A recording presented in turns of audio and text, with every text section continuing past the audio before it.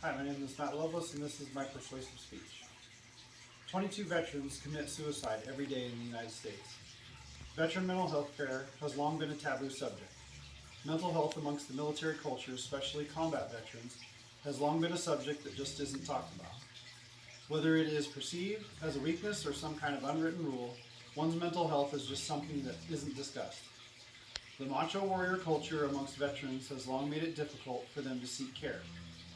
Especially amongst the combat and special operations veteran groups, they present and live a very macho lifestyle. This could be a kind of coping mechanism or just how they really are.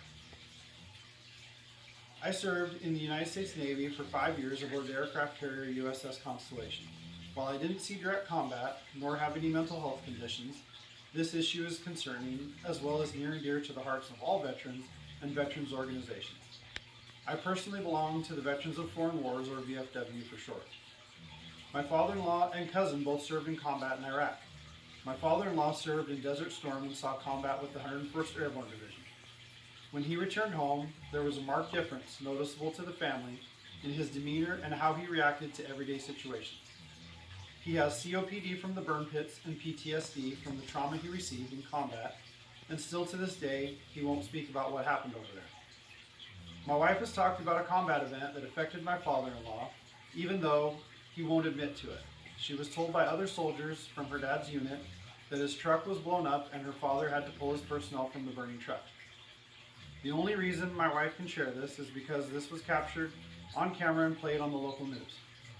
My cousin served in Operation Iraqi Freedom. He was a cook that should have been far removed from any combat situations. However, his mess hall was shelled and 19 soldiers and 5 civilians were killed and many wounded. His way to deal with this trauma was to drink heavily. This affected his marriage and his children. He has just in the last 2 years sought treatment for his PTSD and stopped drinking altogether. I have personally seen the effects that combat trauma has had on both of them. Many veterans choose to live on the streets so as not to impact their families with the trauma they have faced and the general inability to re-enter civilian life with the impact their trauma has caused to their lives. Veteran homelessness is a problem we see often in the veteran community. The recently opened Chuck Austin Place in the old Marine Reserve Armory on 16th Avenue has provided a much-needed outreach to homeless veterans.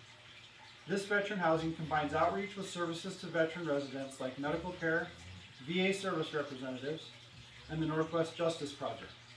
More often than not, homeless veterans are homeless due to untreated mental health issues related to trauma experienced during service in combat areas. The VA has had a hard time in making mental health care accessible. There are not enough qualified mental health professionals, civilian nor military. Mental health professionals are in short supply and high demand both in the civilian arena as well as the military community. Lower pay and high demand on caseloads make it hard for the VA to attract qualified providers. Long wait times to see providers have contributed to higher rates of suicide among veterans. The military has a tendency to ignore these problems as if ignoring it will simply make it go away. The military branches have long been guilty of ignoring mental health needs until suicide rates reach unignorable levels. Many soldiers and sailors have reported retaliation by their commands when they sought mental health care. Recently, the Navy made the news when 4 sailors on the USS George Washington committed suicide within a month while the ship was in a maintenance period. The Navy admitted to failing these sailors with poor living conditions among a host of other complaints. Fireman's mentality is not a solution to this problem. The military and the Veterans Administration have been guilty of waiting until a problem is so big it can't be hidden or ignored any longer. Agent Orange, burn pits, PTSD are a few examples of how the services in the VA have ignored problems until they became so big they couldn't hide them any longer. To effect change in the veteran community, education is simply a must. Education for high-ranking officials as well as enlisted ranks is needed regarding mental health care. The VA, as well as the military services, need to make a genuine effort to educate members on mental health care and how to access it when needed. The VA has recently made a concerted effort to reach veterans through an advertising campaign on TV and the radio. There is a need for a culture change to stop the stigmatism of seeking mental health care. The culture change must be a top-down effort. Command level needs to commit to training and stand downs to better educate enlisted that mental health care is available and won't be punished if accessed. Enlisted ranks must work to break the stigmatism surrounding seeking mental health care.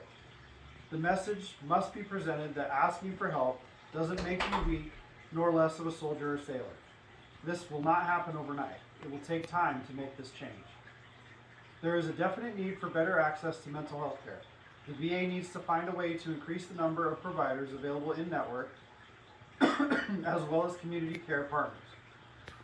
If COVID taught us anything, that video health care, while not ideal, is possible to help bridge some of the regional shortcomings of available providers.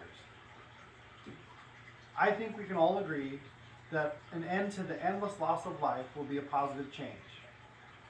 I urge you to be a part of the solution by changing the negative outlook on mental health care. Talk with your friends and family, especially veterans. Ask them how they're doing. Help them to get care if they need it. Encourage them that it doesn't mean they're weak if they ask for help. I encourage you also to donate to 22 Until None or another veteran suicide prevention organization. Also, call or email your senator and demand action to improve access to mental health care and be part of the culture change to end the stigmatism surrounding accessing mental health care.